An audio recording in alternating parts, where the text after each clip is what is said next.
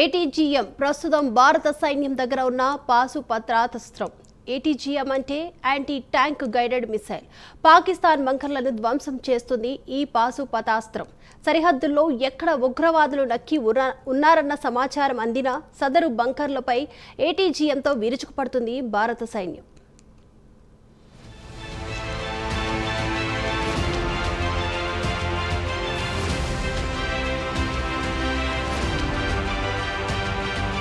సరిహద్దు ప్రాంతాల్లో దాడులు చేయాలని పాకిస్తాన్ సైన్యం దాదాపు డిసైడ్ అయ్యింది.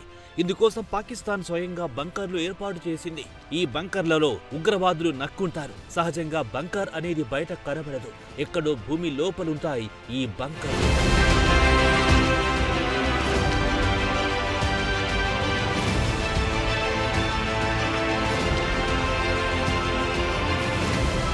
అయితే పాకిస్తాన్ బంకర్లు పాతాళంలో ఉన్న వాటిని ధ్వంసం చేసే పాశుపతాస్త్రం ప్రస్తుతం భారతదేశం దగ్గరుంది. అదే యాంటీ ట్యాంక్ గైడెడ్ మిసైల్.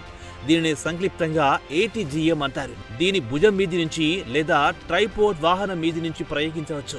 చాలా వరకు ఏటీజీఎంలో షేపుడ్ చార్జ్ అనే దానిని ఉపయోగిస్తారు.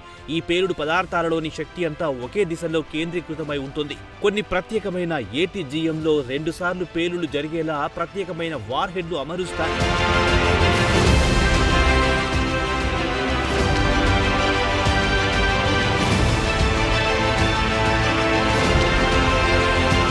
ఇదిలా ఉంటే కొన్ని ట్యాంకులు రియాక్టివ్ ఆర్మర్ అనే రక్షణ కవచాన్ని ఉపయోగిస్తాయి.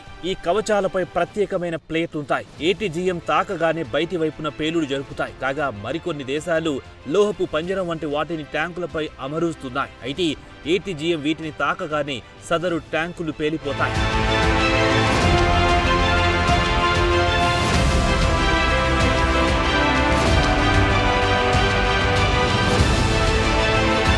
అలా అన్ని రకాల పరిస్థితుల్లో ప్రయోగించి ఏటీజీఎంలను రూపొందించారు. వీటిలో కొన్నింటికి టాప్ అటాక్ మోడ్ ఉంటుంది. ప్రపంచవ్యాప్తంగా దాదాపు 130 దేశాలు ఏటీజీఎంలను ఉపయోగిస్తున్నాయి.